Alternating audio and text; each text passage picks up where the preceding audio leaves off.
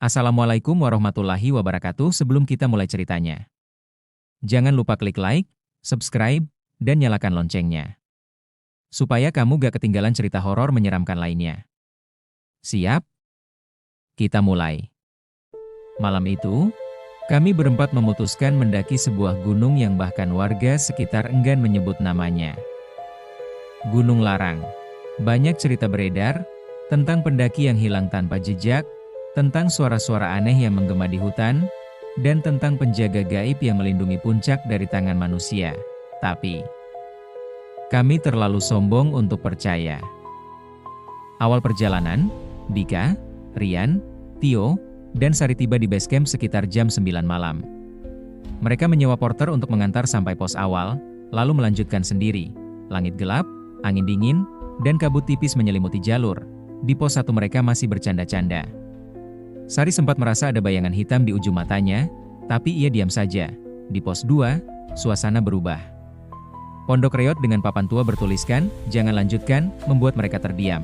"Ah, mitos," ujar Tio sambil menendang papan.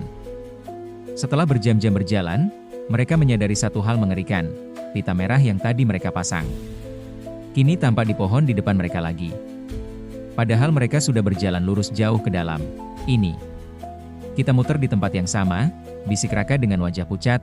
Fanny mulai menangis pelan. Di kejauhan, suara perempuan tua menggema samar. "Pulanglah. Kalau masih bisa." Mereka menoleh, tapi tak ada siapapun di belakang. Pohon-pohon di sekitar mulai tampak seperti wajah-wajah aneh dengan lubang gelap menganga seperti mata. Aroma dupa tercium, dan kabut makin tebal. Raka buru-buru menarik tangan Fanny. "Lari!" teriaknya. Mereka berlari, tapi kaki seolah terikat akar-akar yang mencuat dari tanah. Di antara kabut, samar terlihat sebuah pondok reot dengan pintu terbuka. Tanpa pikir panjang, mereka masuk, berharap bisa sembunyi. Tanjakan Setan.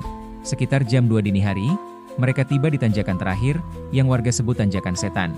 Kabut makin tebal, jarak pandang hanya 1-2 meter. Di sini, mereka mulai mendengar langkah-langkah yang mengikuti mereka. Saat mereka berhenti, suara itu ikut berhenti.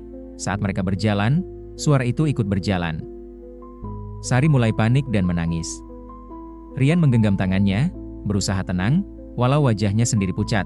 Dan di puncak tanjakan itu, berdiri seorang wanita tua dengan wajah tertutup rambut panjang, kulitnya pucat, matanya hitam seperti lubang, jarinya panjang seperti cakar. Dia menunjuk mereka dengan suara serak. "Kembalilah. Sebelum semuanya terlambat." Nenek itu melangkah, kakinya seperti melayang di atas lantai kayu rapuh. Tiba-tiba ia menunjuk mereka satu persatu dengan jarinya yang panjang dan hitam. Setiap kali jarinya mengarah, kabut pekat makin menyelimuti tubuh mereka. Sampai akhirnya Raka memberanikan diri melangkah maju. "Kami hanya ingin pulang. Tolong biarkan kami pergi," katanya serak. Nenek itu menyeringai, "Hutan ini tidak suka tamu. Tapi ada satu jalan." Ia menunjuk sebuah pintu kecil di sudut pondok. Pintu itu nyaris tak terlihat, tertutup tirai sobek. Di baliknya, hanya tampak kegelapan. Satu orang harus tinggal di sini untuk menjaga hutan. Sisanya boleh pulang. Keempatnya terdiam. Ketakutan memenuhi dada mereka. Fanny menangis. Yoga mulai menyalahkan semuanya, sementara Dian menatap kosong. Tapi Raka tahu, jika mereka terus diam, mereka semua akan terjebak di sini selamanya.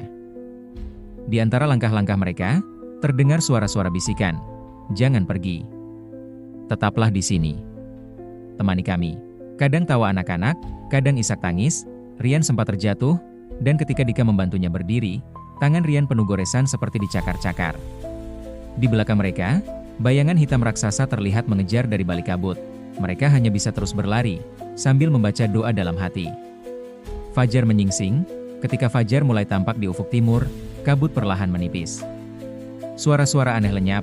Mereka akhirnya menemukan kembali jalur utama, lalu sampai di base camp dengan tubuh lemas, pakaian kotor, dan napas tersengal.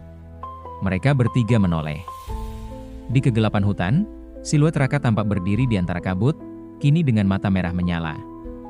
Seperti sang nenek, ia telah menjadi penjaga baru hutan larangan. Sampai hari ini, kami bertiga masih dihantui mimpi buruk tentang wanita tua itu. tentang bisikan-bisikan dari hutan, dan tentang Tio yang tak pernah ditemukan. Kalau kau suatu hari mendaki gunung ini, dan mendengar seseorang memanggil namamu dari dalam kabut, jangan pernah menjawab.